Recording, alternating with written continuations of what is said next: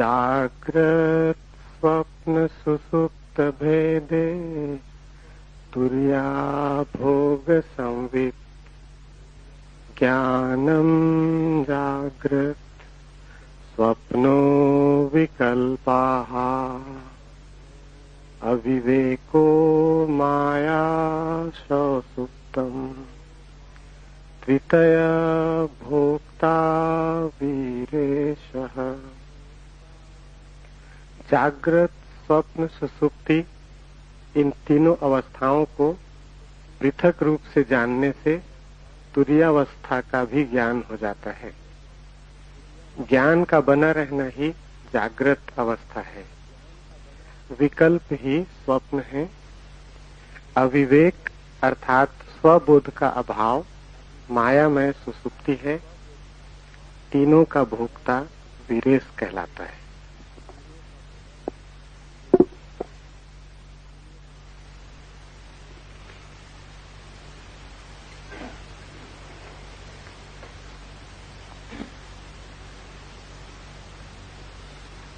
जागृत, स्वप्न और सुसुप्ति, इन तीनों अवस्थाओं को पृथक रूप से जानने से तुरीयावस्था का भी ज्ञान हो जाता है। तुरीया है चौथी अवस्था। तुरीयावस्था का अर्थ है परम ज्ञान। तुरीयावस्था का अर्थ है कि किसी प्रकार का अंधकार भीतर न रह जाए, सभी ज्योतिर्मय हो उठे, जरा सा कोना भी अंतस का अंधकारपूर्ण न हो, कुछ भी न बचे भीतर जिसके प्रति हम जागृत नहीं हो गए। बाहर और भीतर सब ओर जागृति का प्रकाश फैल जाए। अभी जहां हम हैं वहां या तो हम जागृत होते या हम स्वप्न में होते या हम सुसुप्ति में होते। चौथे का हमें कुछ भी पता नहीं। जब हम जागृत होते हैं तो बाहर का जगत तो दिखाई पड़ता है, हम खुद अंधेरे में होते। वस्तुएं तो दिखाई पड़ती हैं लेकिन स्वयं का कोई बोध नहीं होता। संसार तो दिखाई पड़ता है लेकिन आत्मा की कोई प्रतीति नहीं होती। ये आधी जागृत अवस्था है जिसको हम जागरण कहते हैं। सुबह नींद से उठकर वो अधूरा जागरण है, और अधूरा भी कीमती नहीं, क्योंकि व्यर्थ तो दिखाई पड़ता है और सार्थक दिखाई नहीं पड़ता। कूड़ा करकट तो दिखाई पड़ता है, हीरे अंधेरे में खो जाते। खुद तो हम दिखाई नहीं पड़ते कि कौन है, और सारा संसार दिखाई पड़ता है। दूसरी अवस्था है स्वप्न की। हम तो दिखाई पड़ते ही नहीं स्वप्न में, बाहर का संसार भी खो जाता है। सिर्फ संसार से बने हुए प्रतिबिंब मन में तैरते, उन्हीं प्रतिबिंबों को हम जानते और देखते। जैसे कोई दर्पण में देखता हो चांद को, या झील पर कोई देखता हो आकाश के तारों को। सुबह जागकर हम वस्तुओं को सीधा देखते हैं, स्वप्न में हम वस्तुओं के प्रतिबिंब देखते हैं, वस्तुएं भी नहीं दिखाई पड़ती। और तीसरी अवस्था है जिससे हम परिचित हैं, बाहर का जगत भी खो जाता है, वस्तुओं का जगत भी अंधेरे में हो जाता है, और प्रतिबिंब भी नहीं दिखाई पड़ते, स्वप्न भी तिरोहित हो जाता है। तब हम गहन अंधकार में पड़ जाते हैं। उसी को हम सुसुप्ति कहते हैं। सुसुप्ति में न तो बाहर का ज्ञान रहता न भीतर का। जागृत में बाहर का ज्ञान रहता है, और जागृत और सुसुप्ति के बीच की एक मध्य कड़ी है स्वप्न, जहां बाहर का ज्ञान तो नहीं होता लेकिन बाहर की वस्तुओं से बने हुए प्रतिबिंब हमारे मस्तिष्क में तैरते हैं और उन्हीं का ज्ञान होता है। चौथी अवस्था है तुरीया, वही सिद्धावस्था है। सारी चेष्टा उसी को पाने के लिए, सब ध्यान सब योग तुरीयावस्था को पाने के उपाय। तुरीयावस्था का अर्थ है भीतर और बाहर दोनों का ज्ञान। अंधेरा कहीं भी नहीं, न तो बाहर और न भीतर, पूर्ण जागृति, जिसको हमने बुद्धत्व कहा है, महावीर ने जिनत्व कहा है। न तो बाहर अंधकार है न भीतर, सब तरफ प्रकाश हो गया है। वस्तुओं को भी हम जानते हैं, स्वयं को भी हम जानते हैं। ऐसी जो चौथी अवस्था है वो कैसे पाई जाए, इसके ही ये सूत्र है। पहला सूत्र है जागृत, स्वप्न और सुषुप्ति, इन तीनों अवस्थाओं को पृथक रूप से जान लेने से तुरीयावस्था का ज्ञान हो जाता है।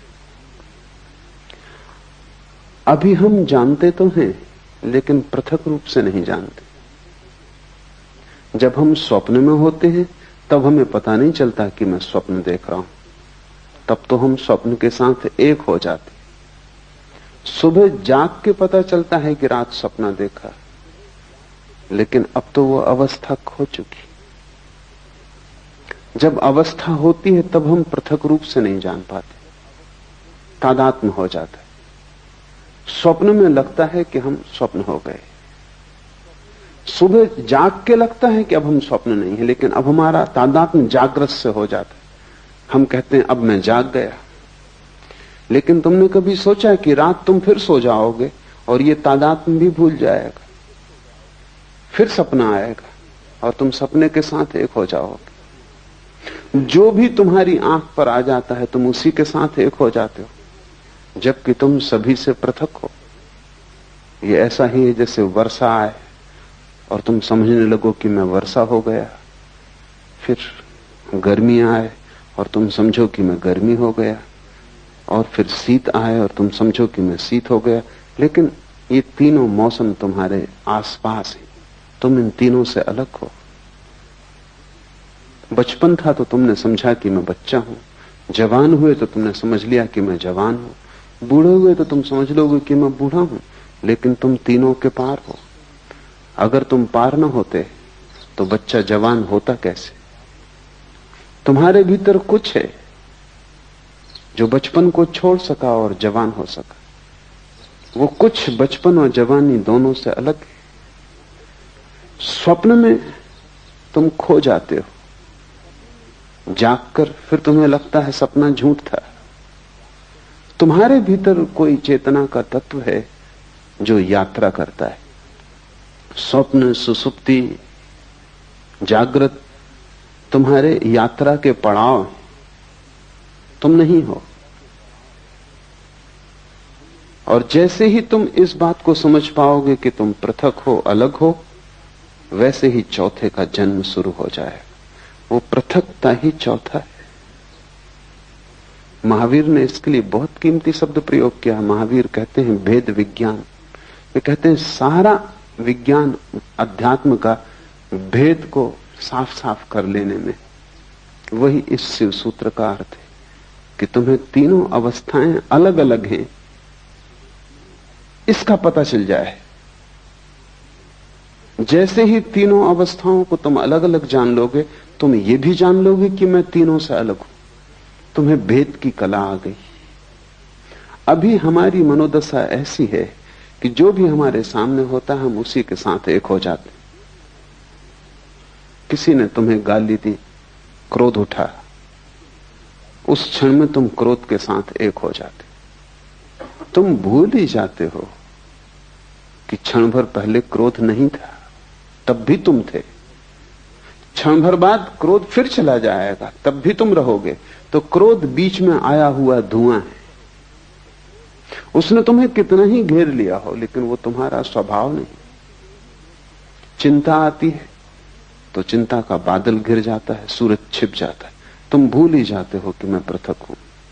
सुख आता है तो तुम नाचने लगते हो, दुख आता है तो तुम रोने लगते हो। जो भी घटता है तुम उसी के साथ एक हो जाते हो। तुम्हें अपनी पृथकता का कोई बोध नहीं। इसे धीरे धीरे अलग करना सीखना होगा। हर स्थिति में अलग करना सीखना होगा। भोजन करते वक्त जानना कि जो भोजन कर रहा है वो शरीर है। भूख लगे तो जानना कि जिससे भूख लगी है वो शरीर है। मैं सिर्फ जानने वाला हूं। चेतना को कोई भूख लग भी नहीं सकती। गर्मी लगे और पसीना बहे तो जानना कि वो शरीर पर घट रहा है। इसका यह अर्थ नहीं कि तुम गर्मी में बैठे रहना और पसीना बहने देना, हटना, सुविधा बनाना, लेकिन शरीर के लिए ही सुविधा बनाई जा रही। तुम सिर्फ जानने वाले हो।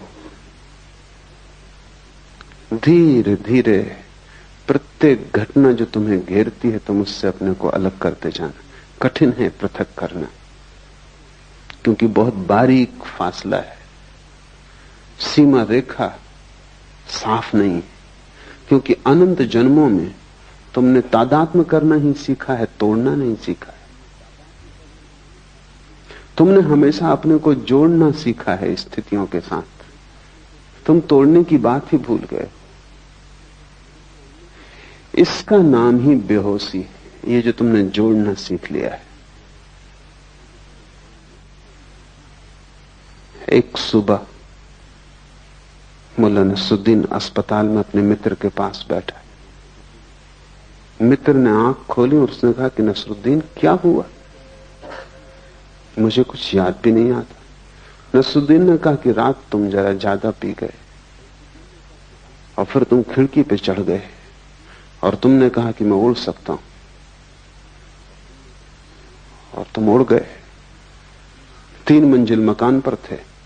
घटना जाहिर है, सब हड्डियां पसलियां टूट गई। मित्र ने उठने की कोशिश की और कहा कि नसरुद्दीन, और तुम वहां थे और तुमने ये होने दिया, और तुम किस तरह के मित्र हो?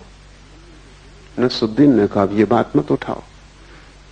उस समय तो मुझे भी लग रहा था कि तुम ये कर सकते हो। यही नहीं, अगर मेरे पजामे का नाड़ा थोड़ा ढीला ना होता तो मैं तुम्हारे साथ आ रहा था। वो तो कहां उड़ने में पजामा संभालूंगा, इसलिए मैं रुक गया और बच गया। तुम ही थोड़ी पी गए थे, मैं भी पी गया था। बेहोशी का अर्थ है जो भी चित्त में दशा आ जाए उसी के साथ एक हो जाना। शराबी को एक ख्याल आ गया कि उड़ सकता हूं, तो अब वो भेद नहीं कर सकता। सोचने के लिए जगह नहीं, विवेक के लिए सुविधा नहीं, इसी के साथ एक हो गया। तुम्हारा जीवन इसी शराबी जैसा है। माना कि तुम खिड़कियों से नहीं उड़ते, और माना कि तुम अस्पताल में नहीं पाए जाते और हड्डियां नहीं तोड़ लेते, लेकिन बहुत गौर से देखोगे तो तुम अस्पताल में ही हो, तुम्हारी सब हड्डियां टूट गई, क्योंकि तुम्हारा पूरा जीवन एक रोग है, और उस रोग में सिवाय दुख और पीड़ा के कुछ हाथ आता नहीं। सब जगह तुम गिरे हो, सब जगह तुमने अपने को तोड़ा है, और सारे तोड़ने के पीछे एक ही मूर्छा का सूत्र है कि जो भी घटता है तुम उससे फासला नहीं कर पाते। थोड़े दूर हटो। एक एक कदम लंबी यात्रा है, क्योंकि हजारों लाखों जन्मों में जिसको बनाया है उसको मिटाना भी आसान नहीं होगा, पर टूटना हो जाता है, क्योंकि वही सत्य है। तुमने जो भी बना लिया है वो असत्य है। इसलिए हिंदू इसे माया कहते हैं। माया का अर्थ है कि तुम जिस संसार में रहते हो वो झूठ है। इसका यह अर्थ नहीं कि बाहर जो वृक्ष है वो झूठ है और पर्वत जो है वो झूठ है और आकाश में चांद तारे हैं वो झूठ है। नहीं, इसका केवल इतना ही अर्थ है कि तुम्हारा जो तादात्म्य है वो झूठ है, और उसी तादात्म्य से तुम जीते हो, वही तुम्हारा संसार है। कैसे तादात्म्य टूटे? तो पहले तो जागने से शुरू करो, क्योंकि वही थोड़ी सी किरण जागरण की है। स्वप्न से तो तुम कैसे शुरू करोगे? मुश्किल होगा। और सुसुप्ति का तो तुम्हें कोई पता नहीं, वहां तो सब होश खो जाता है। जागृत से शुरू करो, साधना शुरू होती है जागृत से, वो पहला कदम। फिर दूसरा कदम है स्वप्न, और तीसरा कदम है सुसुप्ति। और जिस दिन तुम तीनों कदम पूरे कर लेते हो, चौथा कदम उठ जाता है। वो चौथा कदम है तुरीयावस्था, वो सिद्धावस्था है। जागृत से शुरू करो, क्योंकि वही रास्ता है, इसलिए उसको जागृत कहा है। वो जागृत है भी नहीं, क्योंकि कैसी जागृति जब तुम वस्तुओं में खोए हुए हो और अपने प्रति तुम्हें कोई भी होश नहीं। इसको क्या जागरण कहना, नाम मात्र को जागरण है, लेकिन इसको जागृत कहा है। ठीक जागृत तो हमने बुद्ध पुरुषों को कहा है, लेकिन ये जागरण है इस अर्थ में कि इसमें थोड़ी सी संभावना जागने की है। तो पहले तुम जागरण से शुरू करो। भूख लगे, भोजन देना, लेकिन इस स्मरण को साधे रखना कि भूख शरीर को लगती है, मुझे नहीं। पैर में चोट लगे तो मलहम पट्टी करना, अस्पताल जाना, दवा लेना, लेकिन भीतर एक जागरण को साधे रखना कि चोट शरीर को लगी है, मुझे नहीं। इतने स्मरण को रखने से ही तुम पाओगे कि 99% पीड़ा तिरोहित हो गई। 99% पीड़ा इतना होश रखने से ही तिरोहित हो जाती कि जो चोट लगी है वो मुझे नहीं। इतना बोध भी तत्क्षण तुम्हारे दुख को विसर्जित कर देता है। 1% बची रहेगी, क्योंकि ये बोध पूरा नहीं है। जिस दिन बोध पूरा हो जाएगा उस दिन समग्र दुख विसर्जित हो जाता है। बुद्ध ने कहा है, जागृत पुरुष का दुख निरोध हो जाता है। तुम उसे दुख नहीं दे सकते, तुम उसके हाथ पैर काट सकते हो, तुम उसकी हत्या कर सकते हो, तुम उसे आग में जला सकते हो, लेकिन दुख नहीं दे सकते, क्योंकि प्रतिपल जो भी घट रहा है वो उससे अलग है। तो जागने से शुरू करो। रास्ते पे चलना जरूर, लेकिन ध्यान रखना कि तुम नहीं चल रहे हो, शरीर ही चल रहा है। तुम कभी चले भी नहीं। तुम चलोगे कैसे? आत्मा का कोई पैर है कि वो चल सके? आत्मा का कोई पेट है कि उसे भूख लग सके? आत्मा की कोई भी वासना नहीं है, सभी वासना शरीर की। आत्मा निर्वासना है, इसलिए न चलती है न चल सकती है। तुम्हारा शरीर ही चल रहा है। इसे जब तक होश रहे संभालने की कोशिश करो। धीरे धीरे धीरे एक बड़ा अनूठा आह्लादकारी अनुभव होगा कि रास्ते पे तुम चलते हुए अचानक किसी दिन पाओगे कि तुम्हारे भीतर 2 हिस्से हो गए। एक चल रहा है और एक नहीं चल रहा है। एक भोजन कर रहा है और एक नहीं भोजन कर रहा है। उपनिषद कहते हैं, एक ही वृक्ष पर बैठे हैं 2 पक्षी।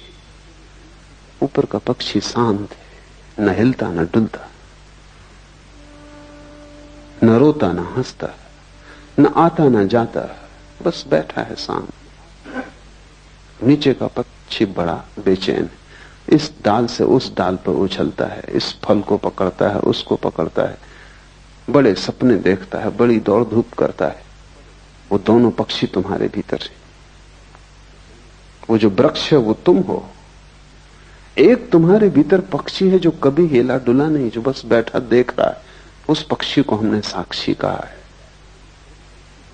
जीसस ने कहा है, एक ही बिस्तर पर तुम सोते हो, उसमें एक मरा हुआ है और एक सदा जीवित, और एक सदा से मरा हुआ है और एक सदा जीवित रहेगा। वो बिस्तर तुम ही हो। जब रात तुम बिस्तर पे सोते हो तो एक उसमें मुर्दा है और एक उसमें शाश्वत चैतन्य है। पर फर्क करना, फासला करना, कठिन श्रम, उद्यम की जरूरत है। तो पहले तो तुम दिन से कोशिश करो। सुबह जब उठते हो, जब पहली किरण आती है होश की, तभी से तुम साधने की कोशिश करो। हजारों प्रयास करोगे तब कहीं एक प्रयास सफल होगा। पर एक भी सफल हो जाए तो तुम पाओगे कि हजारों साल भी मेहनत करनी महंगी नहीं थी। क्योंकि एक क्षण को भी तुम्हें यह पता चल जाए कि जो चल रहा है वो तुम नहीं, जो रुका है वो तुम हो, जो वासना से भरा है वो तुम नहीं, जो सदा निर्वासना है वो तुम हो, जो मरण धर्म है वो तुम नहीं, जो अमृत का स्रोत है वो तुम हो। एक क्षण को भी इसका पता चल जाए तो एक क्षण को भी तुम महावीर या बुद्ध हो जाओ या शिवत्व को उपलब्ध हो जाओ तो तुमने महासंपदा का द्वार खोल लिया। फिर यात्रा सरल है। स्वाद के बाद यात्रा बड़ी सरल है, स्वाद के पहले ही सारी कठिनाई है। दिन से शुरू करो, और अगर तुमने दिन से शुरू किया तो तुम धीरे धीरे सफल हो जाओगे, स्वप्न में भी। गुरुजीएफ इस सदी का एक बहुत बड़ा गुरु, महागुरु, वो अपने साधकों को पहले तो दिन में होश रखना सिखाता था, फिर स्वप्न में होश रखना सिखाता था। तो उसकी प्रक्रिया थी कि जब तुम सोने लगो तब एक ही बात स्मरण रखो कि ये स्वप्न है। अभी स्वप्न शुरू नहीं हुआ, तुम अभी जागे हो, तभी से तुम ये सूत्र अपने भीतर दोहराने लगो कि जो मैं देख रहा हूं ये स्वप्न है। कमरे को चारों तरफ देखो और ये भाव मन में गहरा करो कि जो मैं देख रहा हूं ये स्वप्न है। बिस्तर को छुओ और ये भाव गहरा करो कि जो मैं छू रहा हूं ये स्वप्न है। अपने हाथ को ही अपने हाथ से स्पर्श करो और अनुभव करो कि जो मैं छू रहा हूं ये स्वप्न है। ऐसे भाव को करते करते तुम सो जाओ, ये भाव की सतत धारा तुम्हारे भीतर बनी रहेगी। कुछ ही दिनों में तुम पाओगे कि बीच स्वप्न में तुम्हें अचानक याद आ जाता है कि ये स्वप्न है, और जैसे ही याद आता है स्वप्न उसी क्षण टूट जाता है, क्योंकि स्वप्न के चलने के लिए मूर्छा जरूरी है। वो बिना मूर्छा के स्वप्न नहीं चल सकता। बीच स्वप्न में तुम्हें याद आ जाएगा ये स्वप्न है, और स्वप्न टूट जाएगा और तुम इतने आनंद से भर जाओगे, उस आनंद को तुमने कभी जाना भी नहीं। नींद टूट जाएगी, स्वप्न बिखर जाएगा और एक गहरा प्रकाश तुम्हें घेर लेगा। ज्ञानी पुरुष के स्वप्न तिरोहित हो जाते, क्योंकि नींद में भी वो स्मरण रख पाता है कि ये स्वप्न है। भारत ने इसके बड़े अनूठे प्रयोग किए। शंकर वेदांत में सारे जगत को माया की जो धारणा है वो इसी का एक प्रयोग है। सन्यासी को 24 घंटे स्मरण रखना है कि जो भी हो रहा है सब स्वप्न है। जागते भी, रास्ते से गुजरते, बाजार में बैठे हुए भी स्मरण रखना है कि जो भी है सब स्वप्न है। ये क्यों? ये एक प्रयोग है, एक प्रक्रिया है, एक विधि है। अगर तुमने 8 घंटे जागते में स्मरण रखा कि जो भी हो रहा है ये स्वप्न है, तो ये स्मरण इतना गहरा हो जाएगा कि जब रात स्वप्न भी चलेगा तब तुम वहां भी याद रख सकोगे, वहां भी तुम याद रख सकोगे कि ये स्वप्न। अभी तुम याद नहीं रख पाते। अगर ठीक से समझो तो अभी भी तुम उल्टे अर्थों में यही कर रहे हो। 24 घंटे जब तुम जागते हो तब तुम समझते हो जो भी देख रहा हूं ये सत्य है।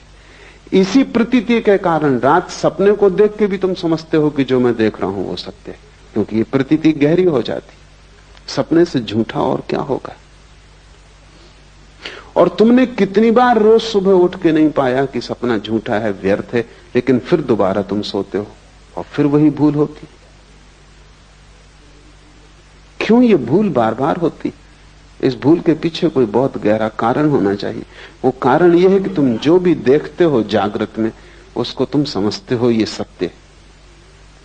जब सब कुछ देखा हुआ तुम सत्य मानते हो तो रात तुम सपने को देखते हो, उसको तुम असत्य कैसे मानोगे? उसको भी तुम सत्य मान लेते हो। इससे उल्टा प्रयोग माया का है। तुम जो भी देखते हो उसे दिन भर स्मरण रखते हो कि यह असत्य, बार बार भूलते हो, फिर याद को संभालते हो, फिर स्मरण लाते हो कि यह असत्य है। ये सब जो मैं देख रहा हूं चारों तरफ एक बड़ा नाटक है, और मैं दर्शक से ज्यादा नहीं। मैं भोगता नहीं हूं, करता नहीं हूं, सिर्फ साक्षी हूं। इस भाव को अगर तुम संभालते हो तो इसकी भीतर धारा बन जाती। तब रात सपना टूट जाता है, और जिसका सपना टूट गया उसकी बड़ी उपलब्धि है। जब सपना टूट जाए तो फिर तीसरा चरण उठाया जा सकता है।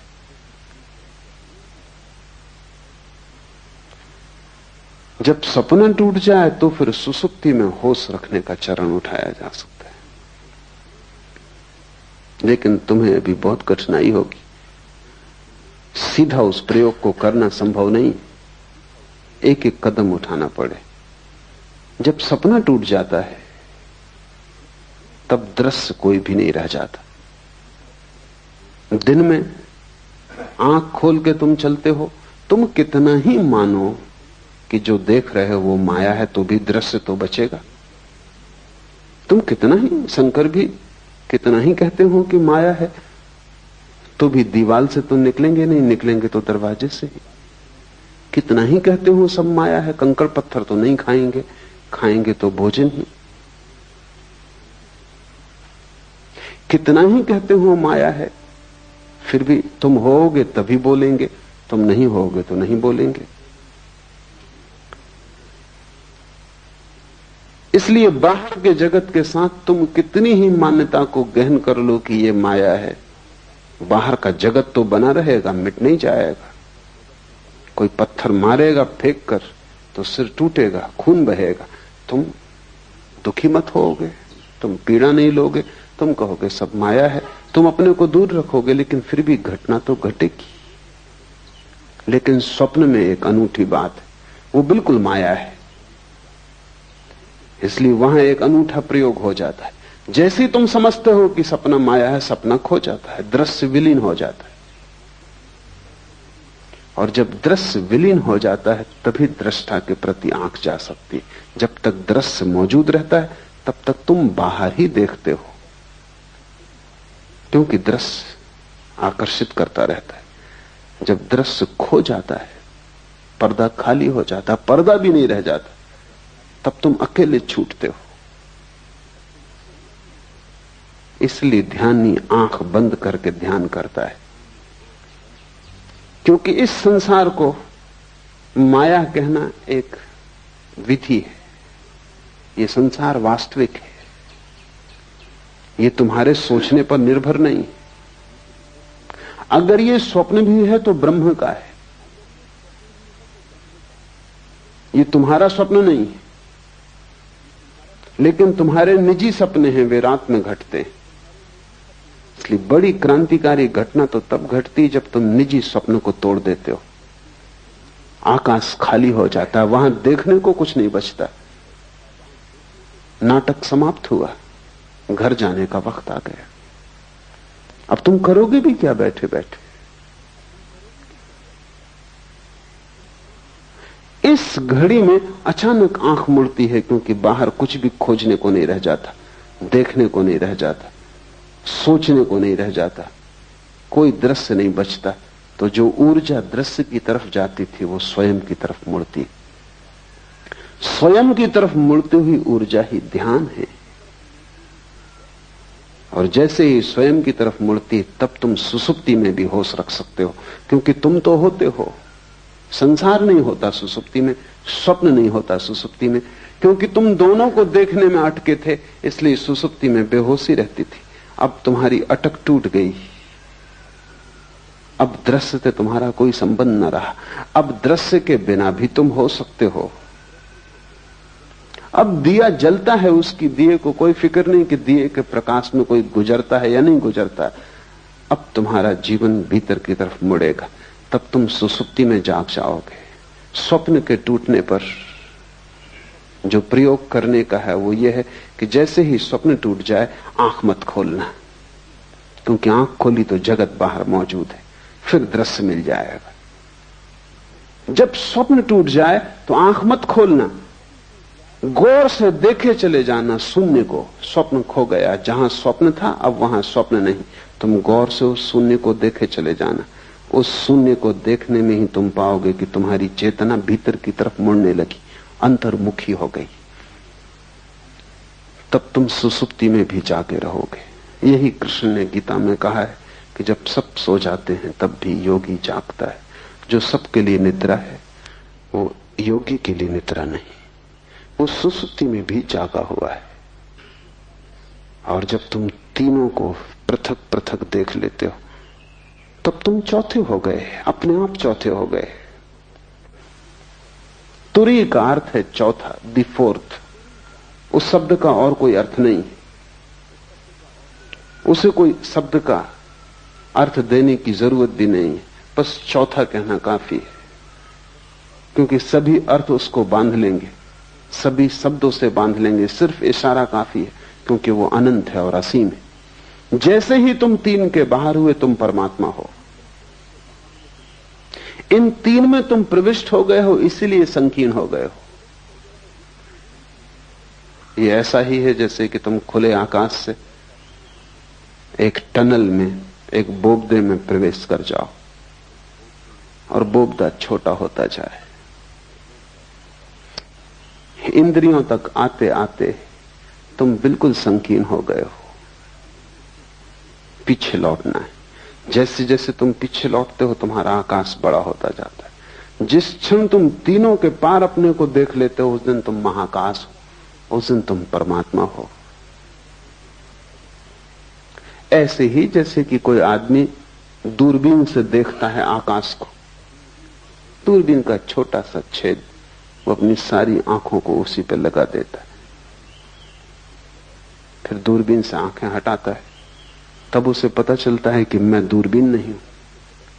तुम भी आंख नहीं हो, लेकिन आंख पर तुम कई जन्मों से टिके हो। तुम कान नहीं हो, लेकिन कान से तुम कई जन्मों से सुन रहे हो। तुम हाथ नहीं हो, लेकिन हाथ से तुम कई जन्मों से छू रहे हो। बस तुम दूरबीन से बंध गए हो। तुम्हारी हालत वैसी हो गई जैसे किसी वैज्ञानिक को दूरबीन बंध गई हो। अब वो दूरबीन को आंख से बांधे हुए घूम रहा है। तुम उसको कितना ही कहो कि दूरबीन उतार के रखो, ये तुम नहीं हो, पर वो दूरबीन से ही देख सकता है और भूल ही गया है। ये विस्मृति है। इस विस्मृति को तोड़ने की प्रक्रिया है। जागृत से शुरू करो, सुसुप्ति पर पूर्ण होने दो। जागृत, स्वप्न और सुसुप्ति, इन तीनों अवस्थाओं को पृथक रूप से जानने से तुरीय अवस्था का भी ज्ञान हो जाता है। इसे शुरू करो और धीरे धीरे बढ़ते जाओ। जिस दिन तुम्हें गहरी नींद में होश रह जाए उस दिन जान लेना तुम में, बुद्ध में, महावीर में, शिव में अब कोई अंतर न रहा। लेकिन तुम उल्टा ही काम कर रहे हो। तुम जागरण में भी ठीक जागे हुए नहीं हो तो तुम सुसुप्ति में कैसे जागोगे? तुम यहां भी सोए हुए हो। तुम्हारा जागरण नाम मात्र को है। तुम्हें भ्रम पैदा होता है कि तुम जागे हो क्योंकि तुम काम चलाओ, काम निपटा लेते हो। साइकिल चला लेते हो, तुम सोचते हो तुम जागे हुए हो। कार चला लेते हो, तुम सोचते हो तुम जागे हुए हो। लेकिन तुमने कभी ख्याल किया कि ये सब ऑटोमेटिक हो गया है, यंत्रवत हो गया है। साइकिल चलाने वाला सोचता भी नहीं कि अब बाएं मुड़ना है, अब दाएं मुड़ना है। वो अपने मन में लगा रहता है। साइकिल बाएं मुड़ती, दाएं मुड़ती, वो अपने घर पहुंच जाता है। सोचना या होशपूर्वक चलने की कोई जरूरत नहीं। सब यंत्रवत हो गया है, आदत हो गई। वो घर पहुंच ही जाता है।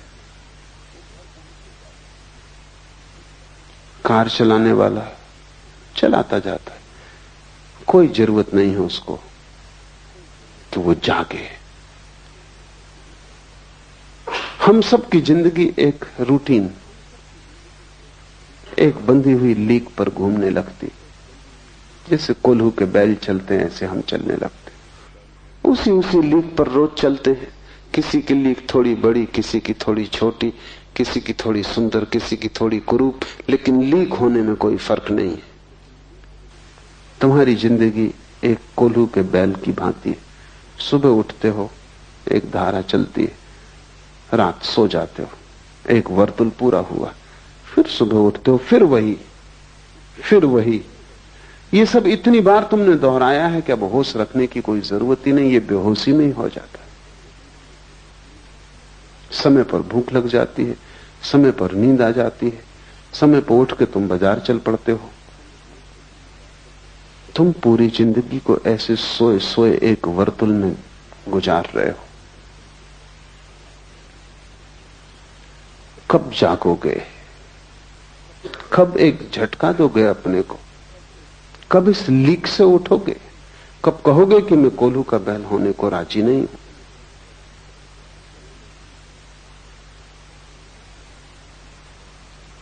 जिस दिन तुम्हें झटका देने का ख्याल आ जाएगा, उसी दिन से परमात्मा की यात्रा शुरू हो जाती।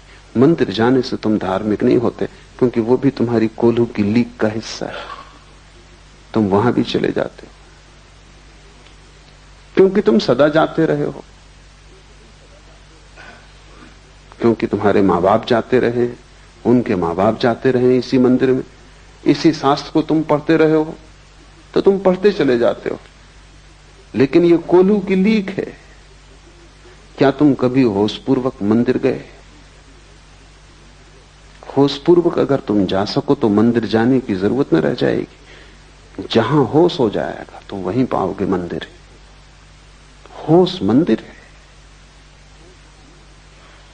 लेकिन ईसाई चला जा रहा है चर्च की तरफ, सिख चला जा रहा है गुरुद्वारा की तरफ, हिंदू चला जा रहा है मंदिर की तरफ, बंधे हुए अपनी अपनी लीक पर।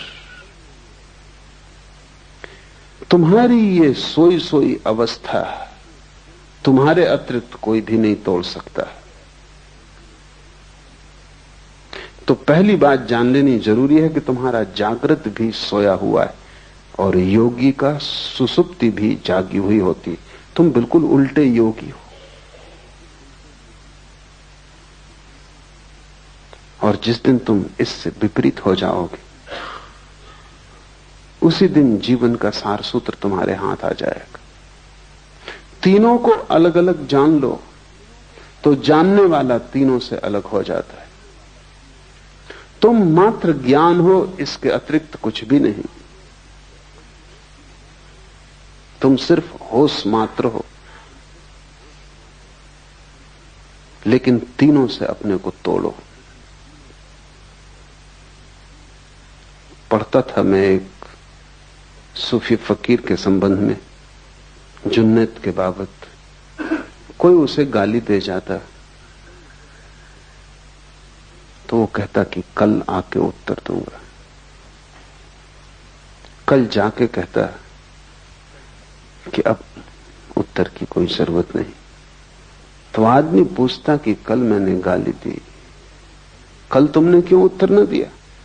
कि तुम अनूठे आदमी हो, गाली किसी को दो तो वो उसी वक्त उत्तर देता, क्षण भर नहीं रुकता। जुन्नद ने कहा कि मेरे गुरु ने कहा है कि अगर जल्दी की तो मूर्छा हो जाती, तो थोड़ा वक्त देना। कोई गाली दे, उसी वक्त अगर उत्तर दिया तो उत्तर मूर्छा में दिया जाएगा, क्योंकि गाली तुम्हें घेरे होगी, उसका ताप तुम्हें पकड़े होगा, उसका धुआं अभी आंखों में होगा। थोड़ा बादल को गुजर जाने दो, 24 घंटे का वक्त दो, फिर उत्तर देना। और जुन्नैद कहता कि मेरा गुरु बहुत चालबाज आदमी था, क्योंकि जब से मैं उत्तर ही नहीं दे पाया। 24 घंटा कोई रुक जाए क्रोध करने को तो तुम सोचते हो क्रोध कर पाएगा? 24 मिनट भी रुक जाए तो क्रोध असंभव है, 24 सेकंड रुक जाए तो क्रोध असंभव है। सच तो यह है कि 1 सेकंड भी अगर रुक जाए और देख ले तो क्रोध असंभव है। लेकिन तुम रुकते ही नहीं। उधर किसी ने गाली दी, जैसे किसी ने बिजली का बटन दबाया, इधर तुम्हारा पंखा चला। इसमें रत्ती भर का फासला नहीं है, इसमें जरा सी भी संद नहीं है, और तुम सोचते हो कि तुम बड़े होशपूर्ण हो। तुम मालिक भी नहीं हो अपने। बेहोश आदमी अपना मालिक हो भी नहीं सकता। कोई भी बटन दबाता है और तुम्हें चलाता है। कोई आया, तुम्हारी खुशामद की और तुम खिलखिला गए, गदगद हो गए।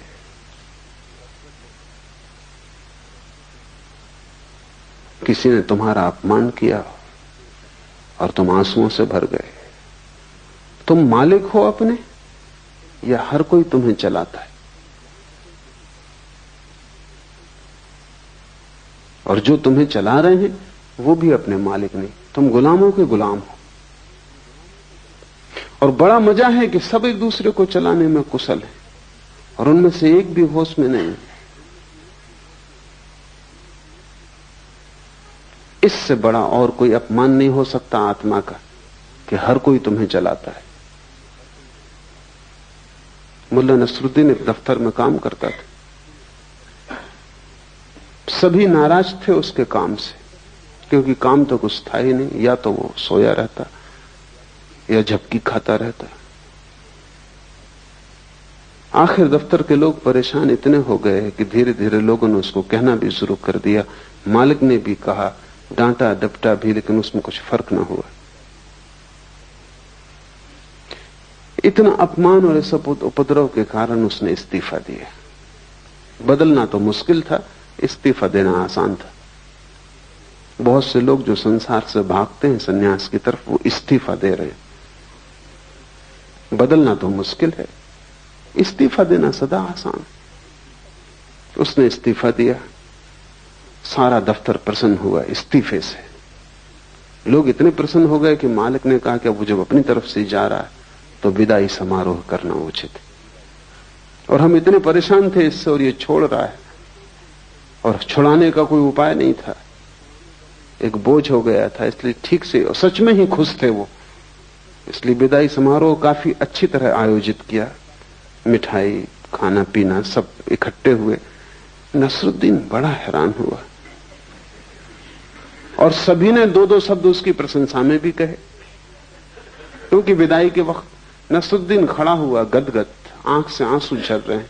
उसने कहा, मैं अपना इस्तीफा वापस ले। मुझे पता ही नहीं था कि तुम सब इतना प्रेम मेरे लिए करते। अब इस जीवन में यहां से जाने का कोई कारण नहीं।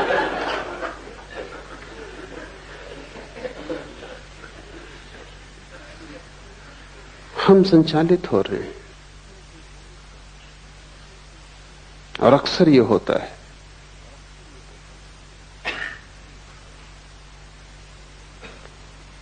कि चारों तरफ पूरा संसार एक एक व्यक्ति को चला रहा है, और मौसम चारों तरफ बदलता रहता है, हजारों तरह के लोग हैं। इसलिए तुम्हारे भीतर एक गहरा विभ्रम और एक कंफ्यूजन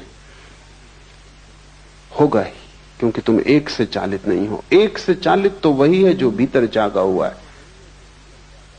उसकी जिंदगी में एक स्पष्टता होगी, निरभ्रता होगी, उसके जीवन में एक सफाई होगी, एक निर्णय होगा, उसके जीवन में एक दिशा होगी।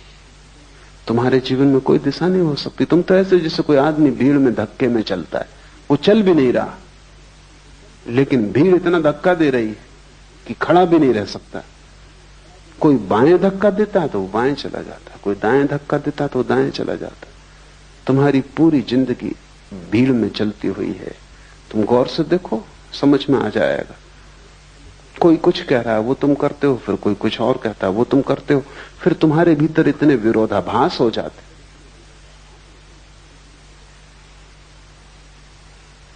एक आदमी मेरे परिचित हैं, चोट लग गई थी, थोड़ी सी चोट थी, रिक्शा उलट गया था, फिर अस्पताल से भी छूट गए, फिर 6 महीने भी बीत गए, भले चंगे भी हो गए, लेकिन फिर भी वो अपनी बैसाखी। तो मैं उनको पूछा, कभी बैसाखी कब छोड़ोगे? कहते, छोड़ना तो मैं भी चाहता हूं, मेरा डॉक्टर कहता है बेकार है, लेकिन मेरा वकील कहता है अभी रखो, जब तक मुकदमा तय न हो जाए। तो किसकी सुनूं? तुम्हारा वकील कुछ कहता है, तुम्हारा डॉक्टर कुछ कहता है, पत्नी कुछ कहती, पति कुछ कहता, बेटा कुछ कहता, बाप कुछ कहता। चारों तरफ तुम्हें चलाने वाले मालिक, करोड़ों मालिक हैं, और तुम अकेले हो, और तुम सबकी सुनते हो। जो भी दबा देता है उसी की सुनते हो। तब तुम्हारे भीतर सब दरारें बढ़ जाती हैं, खंड खंड हो जाता है व्यक्तित्व। जब तक तुम भीतर की न सुनोगे तब तक तुम अखंड नहीं हो सकते।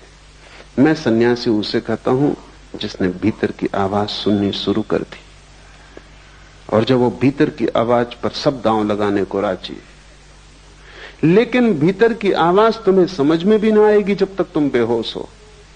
तब तक अगर तुमने भीतर की आवाज समझी भी कि ये भीतर की है तो वो भीतर की ना होगी, वो भी बाहर की आवाज होगी। बेहोश आदमी को भीतर की आवाज का क्या पता।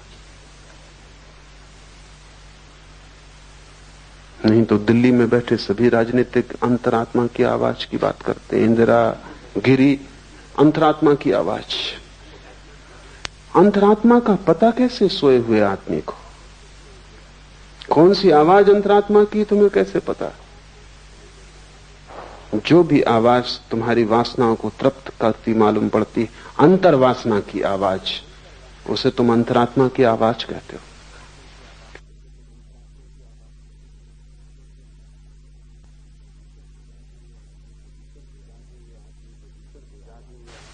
सिर्फ जागे हुए आदमी के भीतर कोई आवाज होती, और वो आवाज तुम्हें मिल जाए तो तुम्हारे जीवन में सब जो कलुष है, वो जो उपद्रव है, वो 1000 तरह के विक्षिप्त स्वर है कि तुम एक भीड़ हो गए हो, एक व्यक्ति नहीं।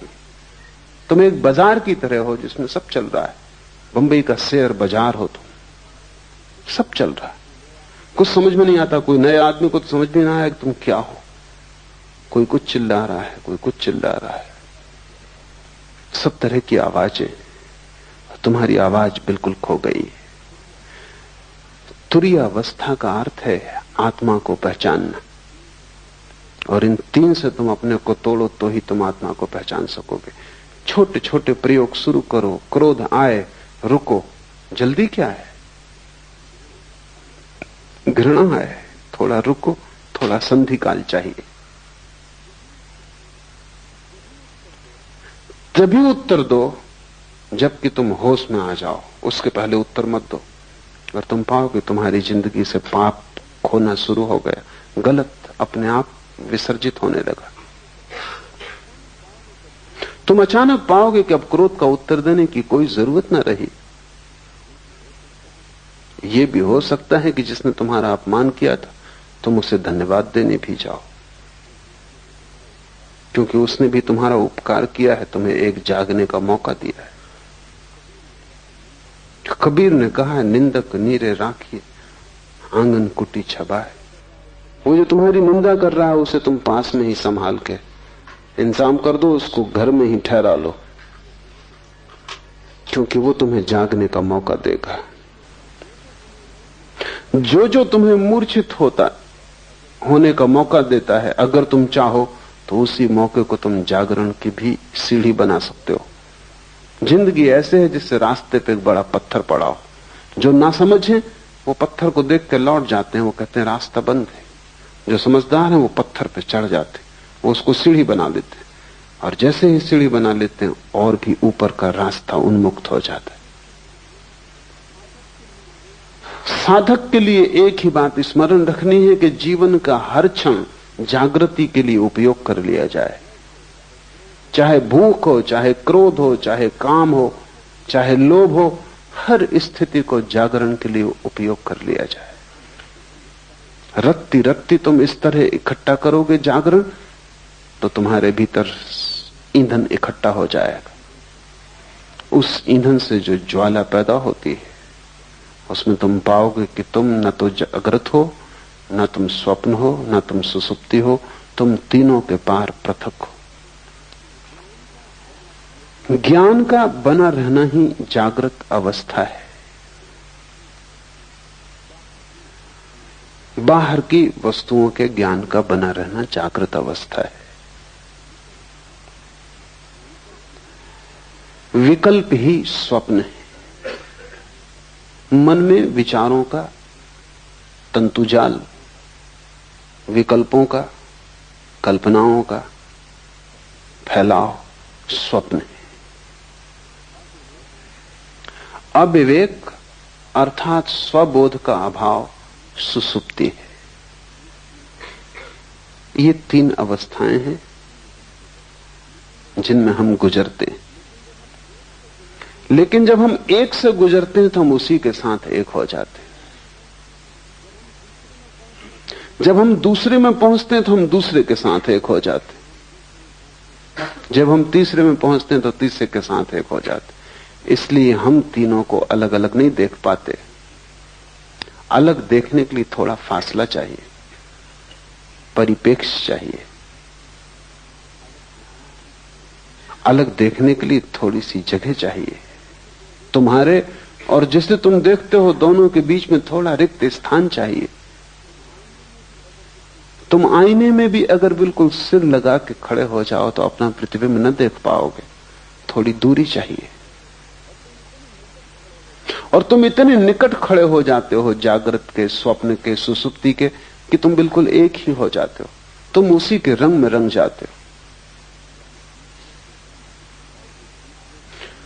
और ये दूसरे के रंग में रंग जाने की आदत हमारी इतनी गहन हो गई है कि हमें पता भी नहीं चलता, और इसका शोषण किया जाता है।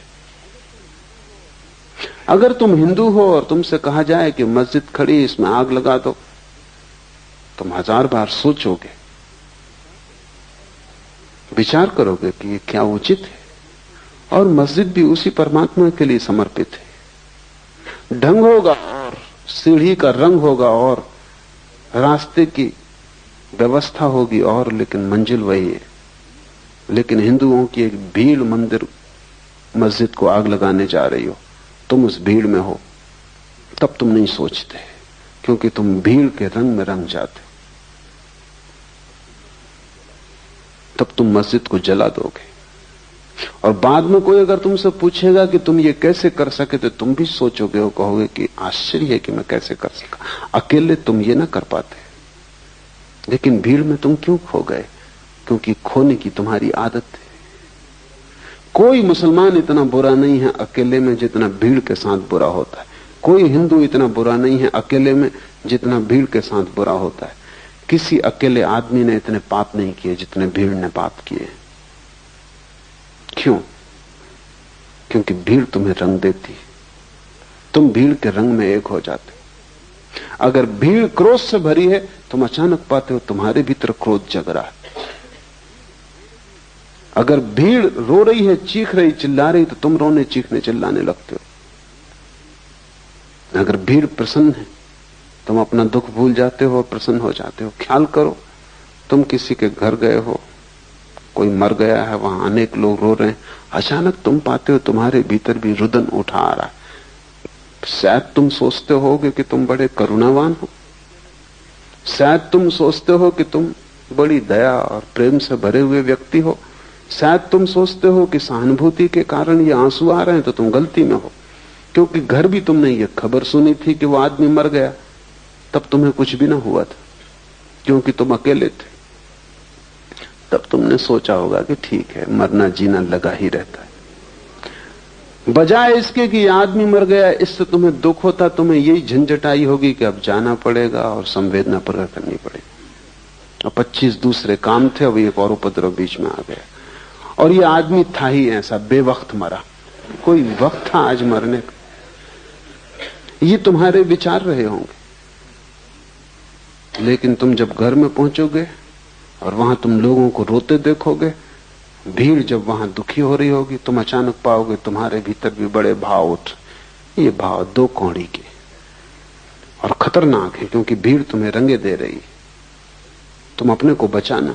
ऐसी सहानुभूति किसी मतलब की नहीं जो भीड़ से आती हो, जो तुम्हारे हृदय से ना आती हो। तुमने देखा कि दुखी, बेचैन, परेशान लोग भी होली के हुल्लड़ में बड़े आनंदित दिखाई पड़ने लगते। वो भी नाचने गाने लगते, गुलाल उड़ाने लगते। जिनकी जिंदगी में गुलाल बिल्कुल भी नहीं है और जिनकी जिंदगी में कभी कोई खुशी, कोई गीत नहीं देखा गया, अचानक रास्तों पर रंग फेंक रहे। हुआ क्या इनको? यही आदमी कल चला जा रहा था, मरा मरा, इसका पैर नहीं उठ रहा था, इसकी जिंदगी ऐसी थी जैसे सुसुप्त, और यही आदमी आज नाच रहा है। भीड़ ने रंग दिया ऐसे। साधक को भीड़ से सावधान होना चाहिए। तुम अपनी आवाज खोजो, अपना स्वर खोजो। भीड़ तुम्हें सदा से धक्के दे रही है और तुम भीड़ के साथ, जो भीड़ तुम्हें बनाती है वही तुम हो जाते हो। ये क्यों हो पाता है? ये इसलिए हो पाता है कि तुम पृथकता अपनी अनुभव नहीं करते, और जहां भी तुम्हें अपनी पृथकता खोने का मौका मिलता है तुम तत्क्षण खो देते हो। तुम उधार बैठे हो कि कहीं भी डूब जाओ। नींद आई तो नींद में डूब गए, जागृत आया तो जागृत में डूब गए, स्वप्न आया तो स्वप्न में डूब गए। लोग दुखी हैं तो तुम दुखी हो गए, लोग सुखी हैं तो तुम सुखी हो गए। तुम हो या सिर्फ तुम एक डूबने का बिंदु हो? तुम्हारा कोई अस्तित्व है? तुम्हारा कोई केंद्र है? उस केंद्र का नाम ही आत्मा है। अपने अस्तित्व को जगाओ, डूबने से बचो। इसलिए सारे धर्म शराब के विरोध में। शराब में ऐसी कोई खराबी नहीं, लेकिन सभी धर्म विरोध में। कारण कुल इतना ही है कि वो डूबने का रास्ता है। सभी धर्म जगाने के पक्ष में, और जो आदमी शराब पी रहा है वो डूब रहा है। जो जो चीजें डुबाती हैं तुम्हें, जिन जिन चीजों से तुम और भी ज्यादा मूर्छित होते हो, तुम वैसे ही काफी मूर्छित हो।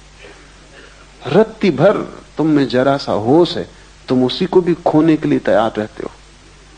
और आश्चर्य की बात तो यह है कि जब भी तुम उसे खो देते हो तभी तुम प्रसन्न होते हो। तुम जैसा मूल खोजना असंभव है, क्योंकि जब तुम उसे खो देते हो तभी तुम कहते हो कि बड़ा आनंद है। क्यों? क्योंकि वो जो थोड़ा सा होश है वो तुम्हें जिंदगी की समस्याओं को देखने में सहायता देता है।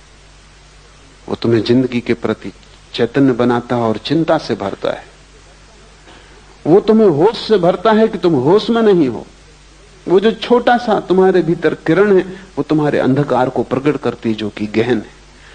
तुम उस किरण को भी बुझा देना चाहते हो कि न रहेगी किरण, न रहेगा बांस, न बजेगी बांसुरी, न रहेगी किरण, न अंधेरे का पता चलेगा।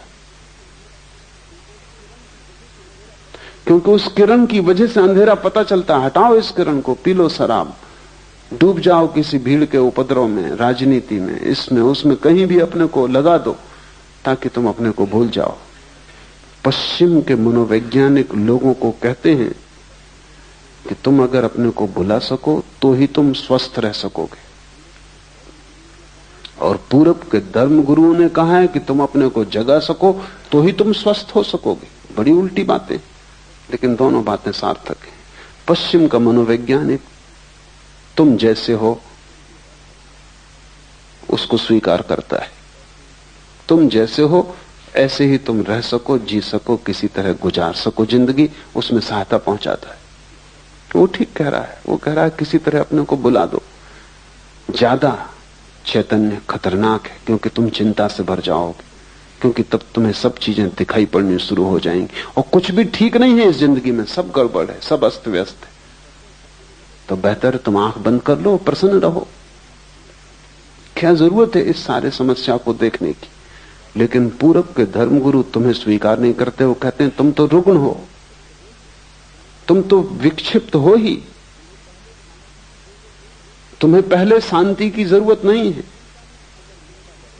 कोई चिंता नहीं अगर चिंता बढ़े और तुम्हारे भीतर बेचैनी आए, कोई हर्ज नहीं, क्योंकि उसी के द्वारा तुम बदलोगे, क्रांति होगी। ये तो ऐसा है जैसे एक आदमी कैंसर से पड़ा है और हम कुछ भी नहीं कर सकते, तो हम उसको मार्फिया देते हैं कि तुम अपना आराम से तो पड़े रहो।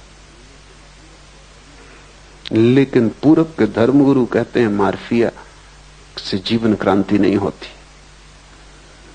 जगाओ, रूपांतरण हो सकता है। और आदमी जैसा है ये उसकी अंतिम अवस्था नहीं, ये उसकी प्रथम अवस्था तक नहीं। ये तो यात्रा के बिल्कुल बाहर ही खड़ा है, द्वार के। अभी इसने भीतर प्रवेश भी नहीं किया। महा आनंद की संभावना है। लेकिन तुम जैसे हो सोए, इससे महा आनंद नहीं होगा। सुख और आनंद का फर्क समझ लो। सुख उस अवस्था का नाम है जब तुम्हारे भीतर जो छोटी सी किरण जाग गई है वो भी सो जाती, तब तुम्हें कोई दुख पता नहीं चलता। आनंद उस अवस्था का नाम है जब तुम्हारे भीतर जो छोटी सी किरण है वो महासूर्य हो